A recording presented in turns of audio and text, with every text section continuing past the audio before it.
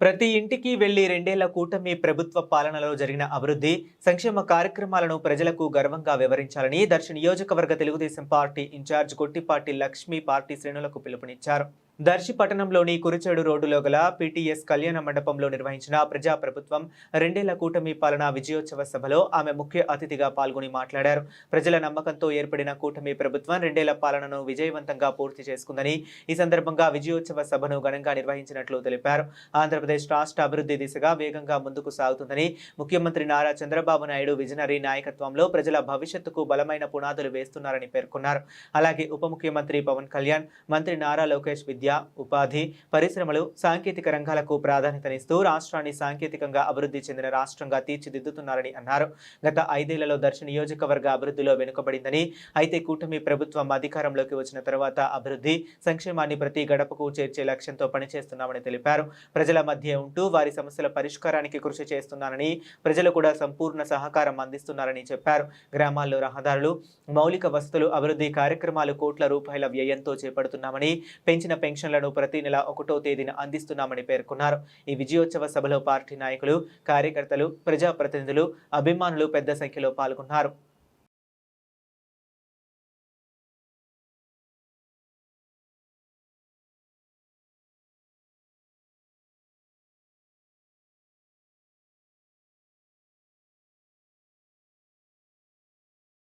తీర్పును గౌరవించాను.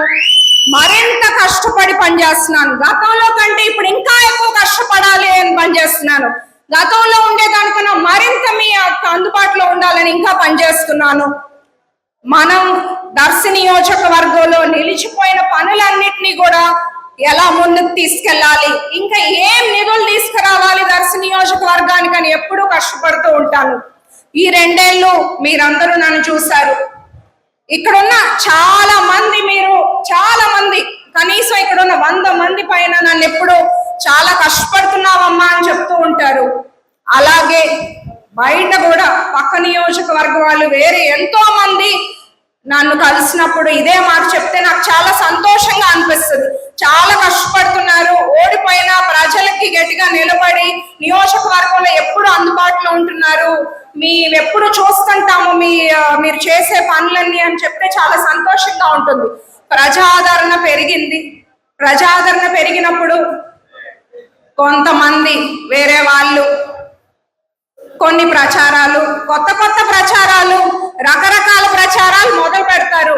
ప్రజాదరణని మంచిని స్వీకరించినప్పుడు ప్రచారాలని కూడా నేను కొన్ని యాక్సెప్ట్ చేస్తాను. కానీ మీ అందరికీ ఒకటి చెప్తున్నాను, గొట్టిపాటి కుటుంబం తాత ఎమ్మెల్యేగా చేశారు, జడ్పీగా చేశారు, మంత్రిగా చేశారు, నాన్న ఎమ్మెల్యేగా చేశారు, ఇప్పుడు బాబాయ్ మంత్రిగా ఉన్నారు. పదవులు కొత్త కాదు. పదవుల కోసం అయితే రాజకీయాల్లోకి రాలేదు, ప్రజా సేవ చేసుకోవడానికి రాజకీయాల్లోకి వచ్చాను. మరీ ముఖ్యంగా ఇంకొక మాట చెప్తున్నాను, ఇప్పుడు లోకేష్ అన్న తరం, పవన్ కళ్యాణ్ గారి తరం, నేను వాళ్ళ తరం. ఏది పడితే అది మాట్లాడే వాళ్ళకి చెప్తున్నాను. ఇక్కడ మనందరికీ ఏమో తెలియజేస్తున్నాను, మనం ఏది పడితే అది మాట్లాడాలనుకునే వాళ్ళందరికీ తెలియజేస్తున్నాను. వాళ్ళు ఊరుకోరు, నేను ఊరుకోను, మీరెవ్వరు కూడా ఊరుకోకూడదని ఈ సందర్భంగా విజ్ఞప్తి చేస్తున్నాను. పార్టీ అనేది ఎప్పుడైనా ఒక పార్టీ స్థాపించినా, పార్టీ పెట్టినా అది ప్రజలకు మంచి జరగాలని, పార్టీ నుంచి వ్యక్తిగతంగా ఎదగాలనో ఇంకోటో కాదు. పార్టీ మనకేం చేసింది అని ప్రశ్నించుకునే ముందు మనమందరం పార్టీ చేస్తున్న మంచిని ప్రజల్లోకి తీసుకెళ్ళాలి. పేద ప్రజలు చాలా మంది ఉన్నారు, వాళ్ళందరి కోసం పుట్టిన పార్టీ. మనమందరం పార్టీ బలోపేతానికి పనిచేసుకోవాలి. మన గవర్నమెంట్ మంచిని ప్రజల్లోకి తీసుకెళ్ళాలి. పార్టీ కోసం గట్టిగా నిలబడే వ్యక్తిని నేను, అది మీ అందరూ చూసుంటారు. ఎప్పుడూ కూడా ఒకటి చెప్తున్నాను, పార్టీకి నష్టం కలిగించే పని చేయను, చేస్తే ఊరుకోను అని సందర్భంగా అందరికీ తెలియజేస్తున్నాను.